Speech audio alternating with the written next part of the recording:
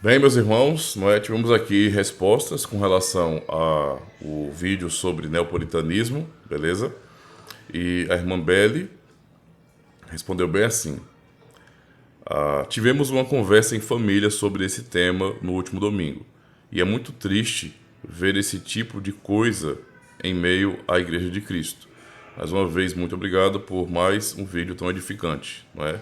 Eu que agradeço pelo apoio, meu irmão, viu? Deus abençoe. E também temos aqui a resposta, e pelo que eu estou vendo, bem cumprida, né, do um perfil chamado Nox, né? Nox. O irmão deixa aqui muito bem documentado, né, a questão do puritanismo, né? E como presbiterianos hoje são muitas vezes incoerentes nesse sentido, quando fazem esse tipo de perseguição contra os cristãos presbiterianos que são, não é, na verdade, confessionais, certo? Eu vou ler porque é um conteúdo importante, tá? Tá escrito aqui, é só o pessoal ler, mas é bom observarmos aqui alguma coisa também. Ele fala: graça e paz, irmão. A perseguição hoje aos neopuritanos dentro da igreja presbiteriana é injustificada. Não se sabe nem corretamente definir o que é, mas eu quero colocar alguns itens importantes aqui. Em primeiro lugar, o termo, apesar de dado de forma pejorativa, não deve ser vergonhoso para aqueles que são bíblicos. Eles fazem o mesmo que os algozes dos puritanos fizeram para difamar os piedosos em tempos idos. Eram chamados de puritanos, pois eles queriam pureza no culto, vida e doutrina. Parece que o mesmo acontece hoje, quando alguém me chama de puritano, de neopuritano, é mais como um elogio em meus ouvidos. Para um crente ser chamado como alguém que dá continuidade à piedade e doutrina dos puritanos, não deve ser algo de se envergonhar. Muito bem. Essa primeira parte aqui, de fato, é assim que funciona. Como eu tinha dito no vídeo, né, anterior, veja, eu não faço parte da tradição dos puritanos, dos reformados ingleses, né? Eu sou da tradição que vem do continente, especialmente da Holanda. Então nós não temos exatamente a mesma tradição, mas somos reformados, reconhecemos os reformados ingleses como reformados. Então somos de confissões irmãs, digamos assim, não é? E, claro, tem diferença, tem certas coisas que nós realmente não concordamos, não é? Isso tem muito a ver com a questão do contexto, né? De como nós realmente expressamos essa fé. Mas, no geral, nós nos reconhecemos como realmente irmãos, não é? Temos confissões irmãs, somos igrejas irmãs, certo? E, mesmo assim, até eu sou chamado de puritano, porque eu quero ser confessional. Então, veja, os padrões de fé de Westminster, não é, são documentos do século XVII, não é, que são muito mais bem elaborados em termos de nível teológico, digamos assim, não é, muito mais detalhados, certo? Os nossos documentos são mais simples, mais pastorais, porque tinha um objetivo para isso, naquele período. E mesmo assim me chamam, por exemplo, de neopuritano também, não é? Já acabei sendo tratado assim. E como o irmão falou aqui, eu também não vejo isso como ofensa, né? De fato, irmão, isso é importante compreender. Eu não estou me sentindo ofendido com isso também. Eu me sinto com orgulho, porque eles não estão me comparando nesse sentido, não é? Ou o irmão, ou os irmãos presbiterianos estão sendo chamados de neopuritanos, né? Ou até sendo meio que perseguidos também no meio presbiteriano, não estão sendo comparados nesse sentido, né, a evangélicos. Não é? Eu falo isso porque eu sei que é muito comum que nós, no sentido geral, usemos o nome evangélico, mas eu prefiro sempre deixar claro que nós somos reformados, não é? E não evangélicos. Porque, sendo um pouco mais fiel em termos de história, evangélico é um termo que tem muito mais a ver com o luteranismo do que com a fé reformada. E está muito claro, né? Está muito claro. Na prática, hoje, se você olha, você sabe distinguir muito bem o que é uma igreja reformada, de fato, é uma igreja evangélica. E eu prefiro realmente deixar esses limites, né? Para ficar claro quem somos, tá? Então, nós não estamos sendo comparados, né, àquilo que se vê no evangelicalismo. Não, na verdade, estamos sendo comparados a períodos nesse sentido, ou a cristãos que no passado foram piedosos. Então isso não é uma coisa que deva nos ofender realmente. Em segundo lugar, a perseguição é tão absurda que, se formos seguir os pensamentos desses homens, nem os teólogos de Westminster poderiam ser membros ou pastores de suas igrejas. Deixe-me dar alguns exemplos. Havia na Assembleia homens que defendiam a salmodia exclusiva, como Thomas Ford, Samuel Gibson e John Lightfoot. A própria Assembleia de Westminster, para uniformizar o culto nas igrejas, providenciaram, no caso, somente um saltério. Nenhum hino não inspirado ou qualquer outra canção foi sancionada além dos Salmos de Davi. Lê o Diretório de Westminster, de culto, né? Eles também eram contra o uso de instrumentos musicais. Somente a desonestidade pode afirmar que os puritanos eram a favor de instrumentos no culto solene. Segue algumas citações da fonte. Então, vocês estão aqui, eu recomendo que leiam o artigo que o irmão colocou aqui, tá?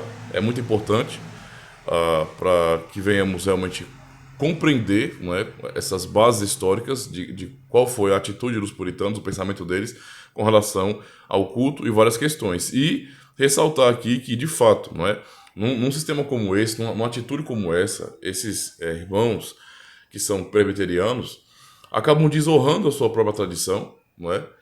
E realmente, não é, querendo ou não, eles acabam tratando os puritanos como se fossem radicais, simplesmente radicais, não é? Que não tinham uma razão para fazer o que fizeram, certo? E obviamente, se um pastor ele for ser realmente presbiteriano, no sentido de ser fiel às confissões, não é? A confissão de Westminster, os padrões de fé de Westminster, que são puritanos nesse sentido, não é? Ele dificilmente vai ser um pastor que vai ver em paz em sua comunidade, ele vai ser realmente perseguido, não é? Eu não tenho por que citar o nome de ninguém aqui, não quero fazer isso, não interessa, mas nós que estamos mais próximos, né, sabemos muito bem de pastores que são perseguidos, de irmãos que sofrem ou são abandonados, porque são confessionais, certo?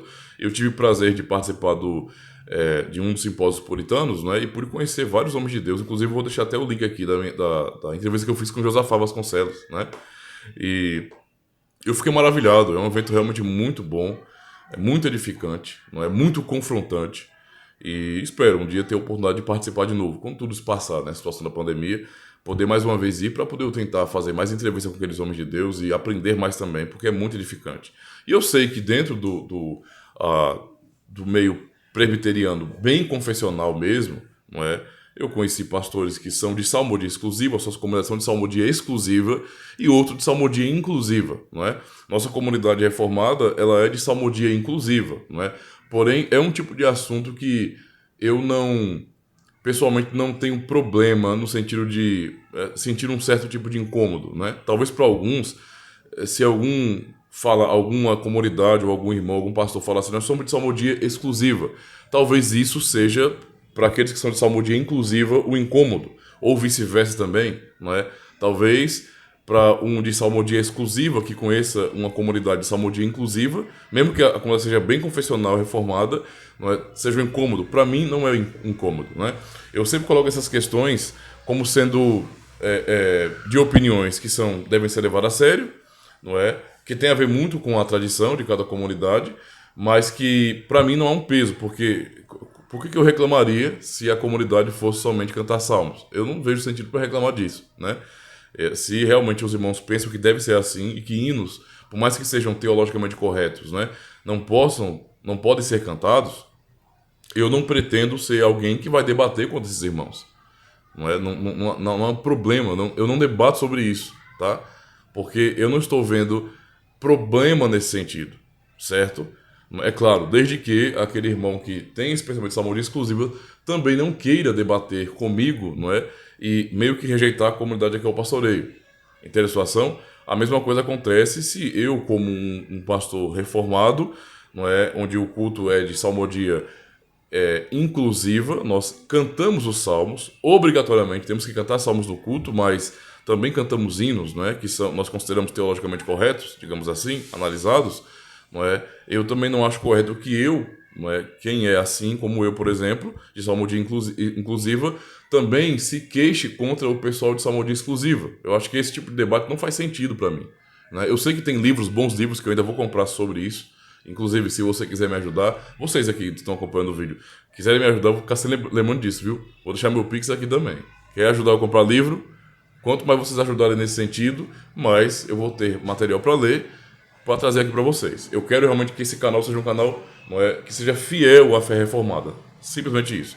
Não quero o nosso canal misturado com coisinhas. Eu quero o nosso canal aqui fiel, tá bom? Eu quero realmente honrar a fé reformada, pensando nas igrejas reformadas do continente e também, não é, a fé reformada, no caso da ilha, pensando nos puritanos, nos padrões de Westminster. Eu quero que seja fiel, tá? Então eu não quero tentar de alguma maneira diluir isso, certo? Por isso eu agradeço muito a você, meu irmão, com esse perfil Knox aqui, por colocar esse artigo, por responder dessa forma. Isso é muito rico, tá? É muito caro para nós, beleza? Muito obrigado mesmo, certo?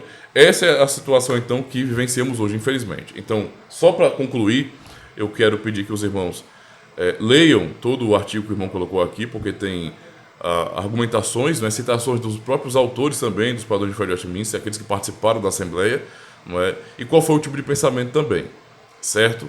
Então, reforçando, não é? Aqueles que são chamados hoje não puritanos, não é? No geral, são na verdade, não é, irmãos que são confessionais, são verdadeiros presbiterianos. Eles são confessionais. E digo mais, infelizmente, essa rejeição da confessionalidade por parte de muitos presbiterianos, não é, está acontecendo porque muitos presbiterianos estão se aproximando demais dos evangélicos, tá? Dos evangélicos. Entenda o que eu quero dizer com isso. Eu não estou dizendo que evangélicos não sejam nossos irmãos, não é isso que eu quero dizer, de forma alguma. Mas eu quero dizer que evangélicos têm um princípio, não é, muito mais luterano, lembrando disso, não é, pensamento de Lutero. Aquilo que a Bíblia não proíbe, nós podemos fazer. Pensamento mais calvinista, de fato, não é? Reformado, não é? E também puritano nesse sentido, nós só devemos fazer no culto aquilo que a Bíblia ordena. Então, veja que são coisas bem diferentes e que têm implicações muito distintas na prática mesmo. Por isso eu estou dizendo, presbiterianos que têm, não é, rejeitado a confessionalidade, de fato, não é? E querem tratar os padrões de fé de Westminster somente como uma tradição que não deve ser levada tão a sério, não é? Esses aí que estão acusando irmãos fiéis, confessionais de neopuritanos, estão assim porque estão se aproximando demais dos evangélicos, não é? E rapidamente vão adotar esse princípio que é muito mais luterano, ou não vou nem dizer luterano, que eu não conheço muito bem os luteranos, mas de Lutero, não é? Porque uma coisa é o que nós lemos de Lutero, e uma coisa também é o que a igreja luterana é também. Eu não posso falar daqueles irmãos sem saber, ou daquela comunidade sem saber. Mas eles estão muito mais aproximados daquele princípio de Lutero, que é um princípio bem mais evangélico, pensando no evangelicalismo, do que do princípio reformado calvinista. Então é um alerta isso aí, muito importante, tá bom? Nós somos reformados, certo? Reformados, tá certo? Dentro do que nós conhecemos como fé bíblica reformada, nós temos os reformados, não é, do continente e os reformados da ilha, tá certo? Os puritanos. Então, não é que todos os puritanos eram de fato reformados, nós sabemos que tem alguns que eram até arminianos, até isso acontecia. Mas no geral, os puritanos, em sua maioria, eram reformados mesmo, calvinistas mesmo, tá? O que acontece? É isso que tem acontecido então. Então vamos deixar claro, irmãos. Reformado é reformado. Eu até vídeos no canal aqui falando sobre isso, né? Porque eu tenho essa questão de, se alguém fala que é reformado, eu tenho que averiguar, né? Eu tenho que averiguar, porque não é uma questão de teste de qualidade, sabe? Mas, tipo, eu não gosto nem um pouco e não consigo me conformar com isso, de alguém usar o nome reformado, não é? Sem honrar o que esse nome significa. Então, se a pessoa só olha para a fé reformada histórica, né? Para a nossa tradição, para a nossa herança, e escolhe como um menu num restaurante aquilo que quer, aquilo que bem tem, desprezando o resto, para mim essa pessoa está muito longe da fé reformada. É um evangélico, não é? Um protestante, mas não é reformado. Eu gosto de deixar as coisas muito claras nesse sentido. E por isso, mais uma vez, agradeço ao irmão, certo? Pelo comentário, beleza? Incentivo, continue acompanhando o canal, não é? E também cooperando assim com esse tipo de comentário, que é extenso, não é? E que também nos traz muita informação, beleza? Então, recomendo que os irmãos leiam. Muito obrigado e Deus abençoe.